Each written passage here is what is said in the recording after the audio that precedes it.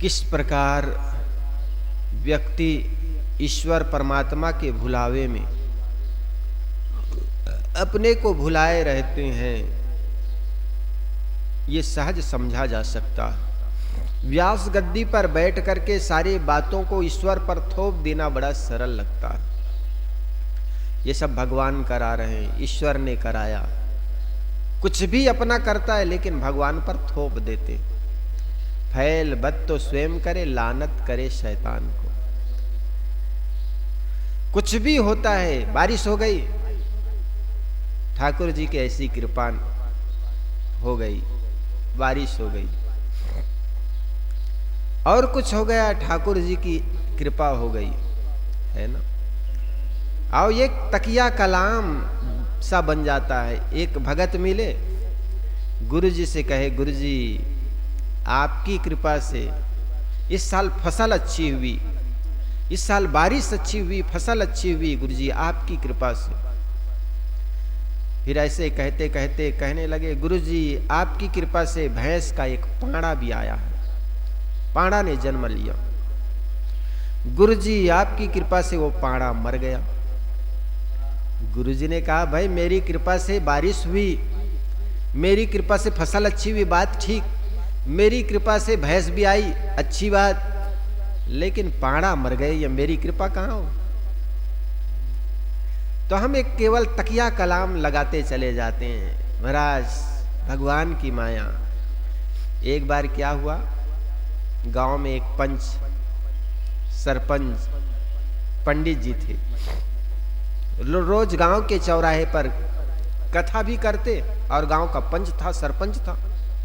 तो गांव में छोटे मोटे कोई काम हो जाता तो पंच निर्णय भी देते। जो सरपंच था वो पंडित भी होते तो कथा भी कर लेते, और गांव में छोटे मोटे कुछ पंचायती होती उसमें पंच बन जाते, सरपंच बन जाते। एक बार एक कुंवारी कन्या को गर्भवती रह गई। जब कुंवारी कन्या को गर्भ रह गया तो पंचायत बुलाए गए। सहज कोई स्त्री गर्भवती हो जाए जिनके पति हो, शादी हो गई हो, तो उसमें लोगों को कोई तकलीफ नहीं है। सभी जानते हैं, सभी जानते हैं कि जिस लड़की की शादी हो गई उनके गर्भ आ जाते हैं, बच्चे हो जाते हैं, तो किसी को तकलीफ नहीं होता, क्योंकि ये तो लौकिक दृष्टि है। लेकिन एक कुंवारी कन्या को जब गर्भवती हो गई तो सबके मन में खुदबुदाहट शुरू हो गया। अमुक लड़की गर्भ ठहर गई। पंचायत बुलाए गए, पंचायत बुलाए गए। गांव का मुखिया होने से पंडित ने पूछा, बता बिटिया ये गर्भ किससे ठहरा। मौन रही बेचारी, कुछ बोली नहीं। दूसरी बार फिर पंडित जी बोलता है, बता ये गर्भ किससे ठहरा। उस कुंवारी कन्या ने कहा, भगवान ने मुझे ये कर दिया, गर्भ दिया। पंडित जी ने कहा, मूर्खा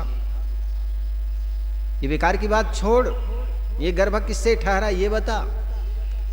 तब वो बेचारी थोड़ा ऊंची आवाज से बोलने लगे, पंडित तुम चौराहे में बैठ करके रोज गप्पा मारते हो कि अमुक को बच्चा दिया, भगवान ने दिया, अमुक के घर में धन आया, भगवान ने दिया, अमुक के वर्ष बारिश अच्छी हुई, भगवान ने दिया, तो एक गर्भ क्या मुझे भगवान नहीं दे सकता।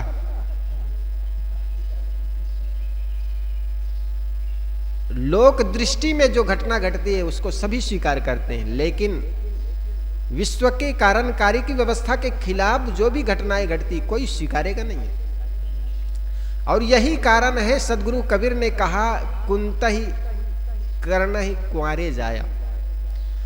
कुंती ने कर्ण को कुंवारे में जन्म दी, कुंवारेपन में जन्म दी, और लोक लाज की वजह से उन्होंने नदी में बहा दी। उनमें भी क्षमता नहीं कि अपने कर्ण को अपने पास रख सकूं। क्यों ऐसा हुआ? क्योंकि लोक धारणा के विपरीत घटना घट रही है। क्योंकि सभी लोग जानते हैं माता पिता स्त्री पुरुष के संबंध से गर्भ ठहरता है, और ये कोई कहे कि भगवान ने दिया, तो हजारों लोग विरोध करेंगे, कोई विश्वास नहीं करेंगे। भले रोज भगवान की दुहाई खाते हो, भगवान की कसम खाते हो, लोग रोज भगवान को हर काम के लिए भगवान को आगे रखता हो, वो आदमी भी स्वीकार नहीं करेगा। लेकिन आदमी कहता है कि भगवान बाबा ने हमें पुत्र दे दिया, फलाने शिष्य उड़ाए बात ठीक है, चेला उड़ाए ठीक है, लेकिन गुरु स्वयं उड़ना चाहते हैं, ये गलत है।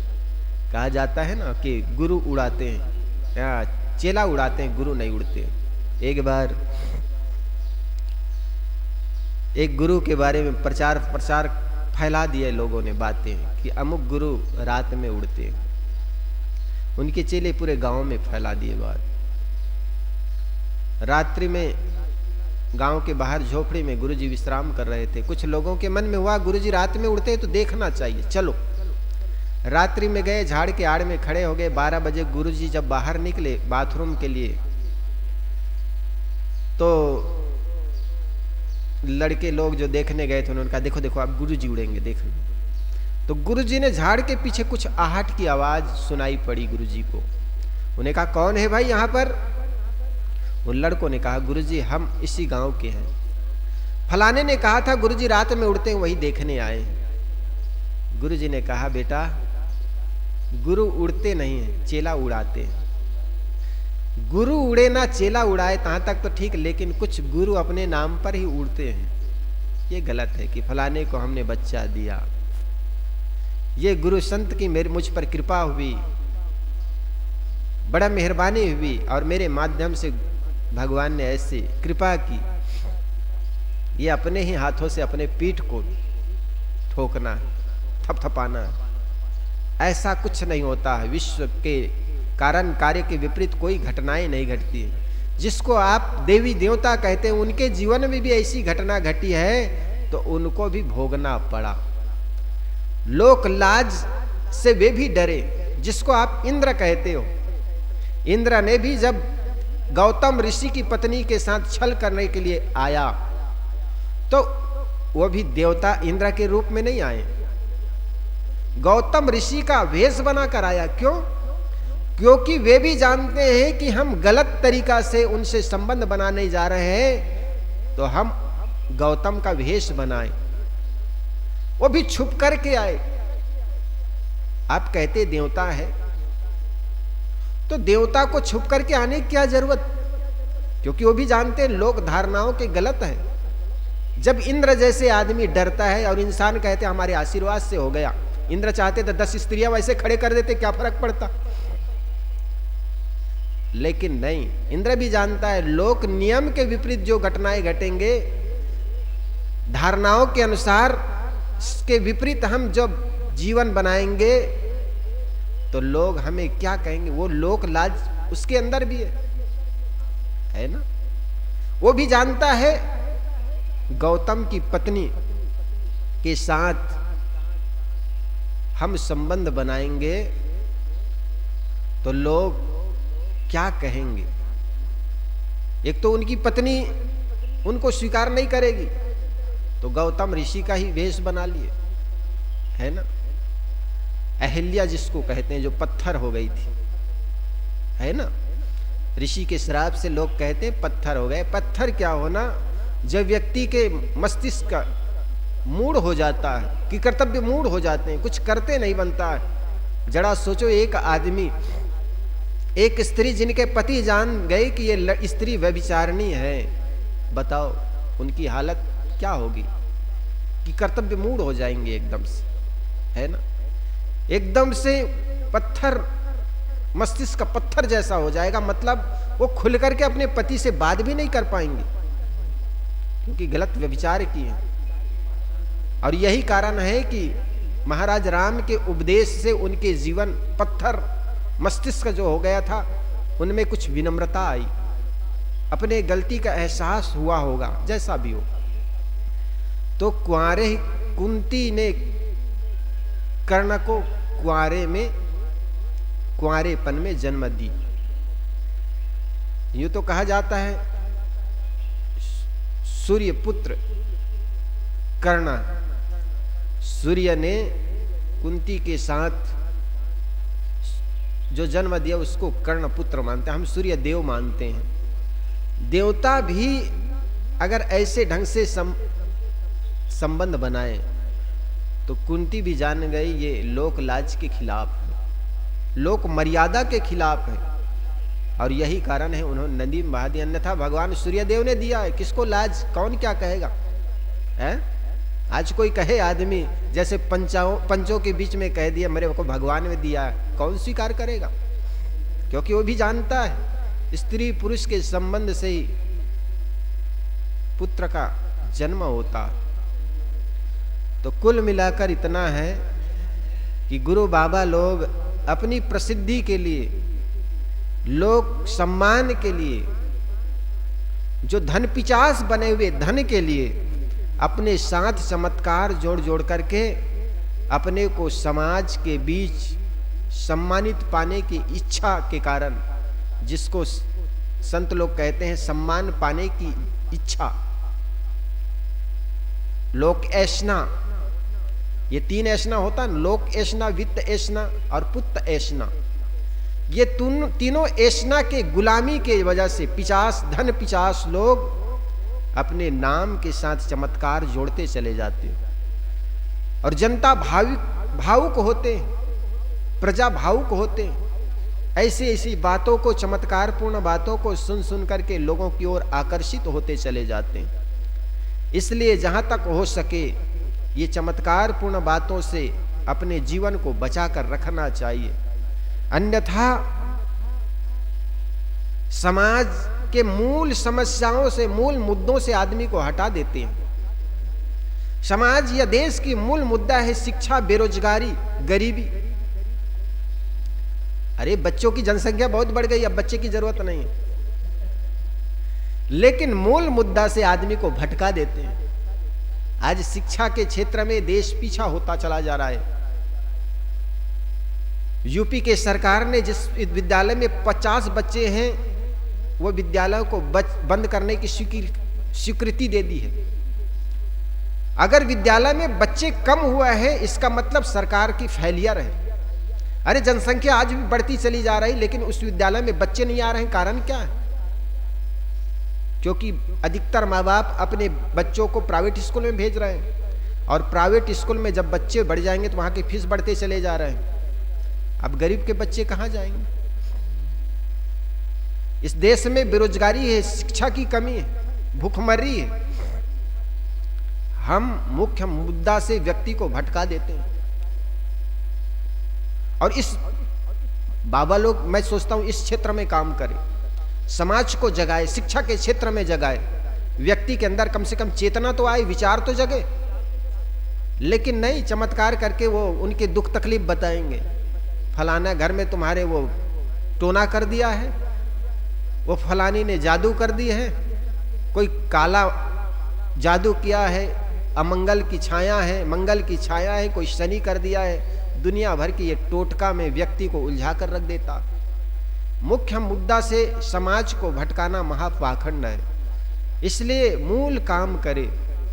देश समस्याओं से जूझ रहा है, हम हिंदू मुस्लिम, मंदिर मस्जिद, हिंदुस्तान पाकिस्तान में उलझे पड़े। देश विश्व कहाँ, अन्य देश चंद्रमा पर पहुंच करके जीवन की खोज कर रहे हैं, और आज भी हम लोगों के भविष्य बताने में अपने जीवन बर्बाद कर रहे हैं। संतों से निवेदन है कि अपना काम समाज को जगाएं, अंधविश्वास और पाखंड से ऊपर उठाने में काम करें। अन्यथा पीर, पैगंबर और ये दुनिया भर में तो लोग उलझे हुए हैं। इसलिए संतों का मुख्य काम है अपने मन को मांझते हुए समाज को सुंदर जगाने का काम करें। अंधविश्वास और पाखंड से ऊपर उठा करके उन्हें सुंदर जीवन कैसे हो, इस पर अधिक फोकस करना चाहिए, न कि उनकी कमजोरी का लाभ उठाना चाहिए। आज भी दूसरा देश जिसको हम इजराइल कहते हैं, हमारे इस एक स्टेट के बराबर है, मिजोरम के बराबर, बहुत छोटा सा देश। वहां हरित क्रांति आई, जो हम दीपक पद्धति कहते हैं, जो ग्रीन हाउस कहते हैं, ये वहाँ की खोज है। बहुत अच्छी फसलें होती है। वो जमीन वहाँ की जमीन रेतीली है, लेकिन वहाँ पर सुंदर अच्छे से अच्छे फसल पैदा करके दिखा दी उस देश के लोगों ने। हमारे यहाँ ये क्यों नहीं हो पाता? क्योंकि आज भी हम पुरातन पंथी बने हुए, आज भी हम पुराने ढंग से जीने की आदत बनाए रखे हैं, आज भी हम समस्याओं के सही हल खोज नहीं पाते हैं। कारण क्या है? एक उदाहरण के माध्यम से समझाऊं। दो कुत्ते कार्तिक के महीने में आपस में लड़ रहे थे। लड़ते लड़ते कुएं में गिर गए, और कुएं में गिर गए तो गांव में जल संकट बढ़ गया।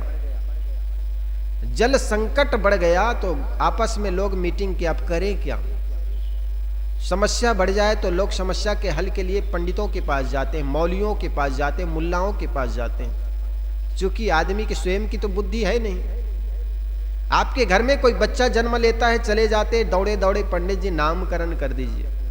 आपके घर में बच्चे की शादी करनी है, चले गए मौलवी के पास, कोई डेट तिथि दे दीजिए। पंडित के पास चले गए, कोई तिथि बता दीजिए। घर में प्रवेश करना है, घर आपने बनाया, पैसा आपने लगाया, लेकिन प्रवेश करने का भी डेट तिथि देंगे पंडित, मौलवी। बाप मर गया, स्वर्ग में पहुंचाने के लिए गए पंडित के पास। कैसे गुलामी है! यही सबको देखकर पाश्चात्य देश के एक विद्वान ने एक प्रश्न किया था, क्या कारण है कि इतने हजार वर्षों बीतने के बाद आप इस पर राज करते हैं?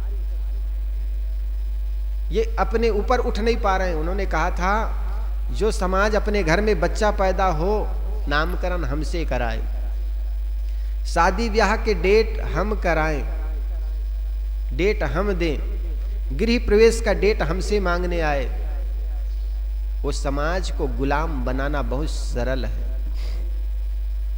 तो गांव में समस्या जब आ गई पानी संबंधी, तो लोगों ने सोचा अब करें क्या? गए दौड़े दौड़े पंडित के पास। कहे क्या हुआ? कहे जल संकट बढ़ गया है, कुआं में दो कुत्ते गिर गए। उन्होंने कहा ऐसे करो, 21 नदियों के पानी ला करके छींटा मार दो और पानी को प्रयोग करो। 21 नदियों के पानी लाए, छींटा मारे, दुर्गंधी गई, बढ़ गई, पानी प्रयोग करने लायक नहीं रहा। दूसरे पंडित के पास गए, उन्होंने कहा कुछ किए? कहे किए, हाँ। पानी लाए, 21 नदियों के छींटा मारे। कहे वो पंडित ठीक नहीं, ऐसे करो, 21 कुंवारी कन्याओं को सुंदर सुंदर कपड़ा बना पहना करके, उनके सिर पर कलश रख करके पूरे गांव में घुमाओ और सुंदर सुंदर भोजन कराओ। 2 दिन करने में लग गया, तब तक कुत्ता और सड़ गया, दुर्गंधी आने लगी बाहर। जब दुर्गंधी बाहर आने लग गई, सोचे लोगों ने ठीक नहीं हुआ। तीसरे के पास गए, तीसरा कहे पंडित जी कुछ कीजिए। कहे क्या हुआ जी? कहे गांव में संकट, पानी का संकट बढ़ गया है, गांव के कुएं में कुत्ते गिर गए हैं। कहे कुछ किए जी? हाँ, फलाना फलाना काम किए, 21 नदियों के पानी ला करके छिड़क दिए, 21 कुंवारी कन्याओं को सुंदर कपड़े और वस्त्र भोजन कराए।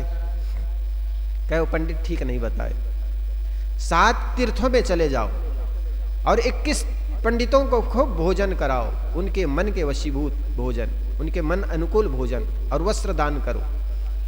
गांव के लोगों ने चंदा किया, मरता तो ना क्या करता, चंदा किए। चंदा करने में 7 दिन लग गया, जाकर दान दक्षिणा किए, पंडित को खूब भोजन जिमाए। गांव में आया तो पानी में कुत्ता के टांग इधर उधर बिखर रहा है, सड़ रहा है, और दुर्गंधी गांव के दूर तक दुर्गंधी जा रही।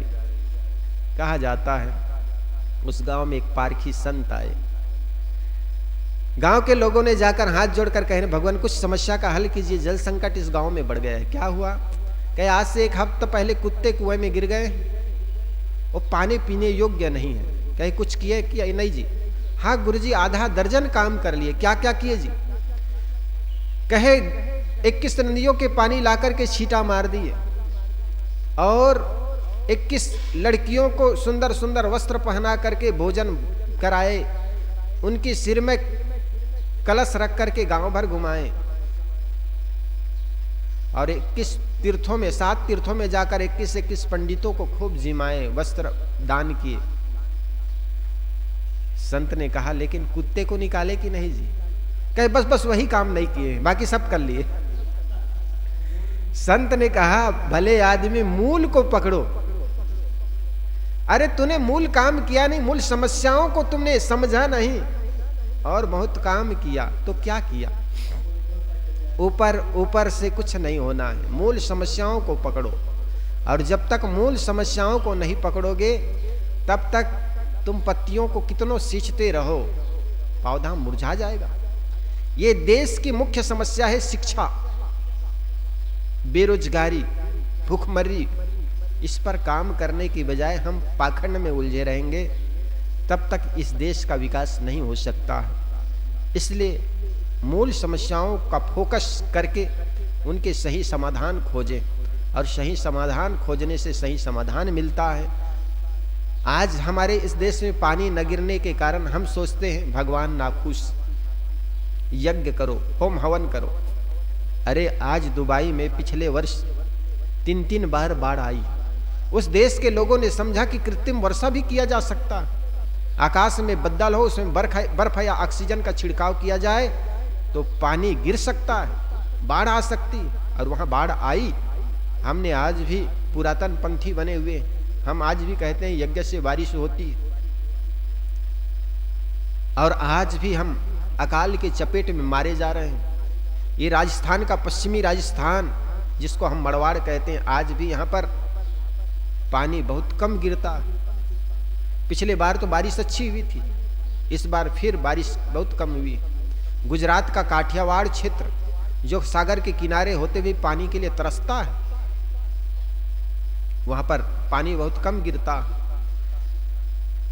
जब गुजरात के मुख्यमंत्री नरेंद्र मोदी थे, उस समय बड़ा मोटा मोटा पाइप डाल करके वहां पर पानी की समस्याओं का हल किया।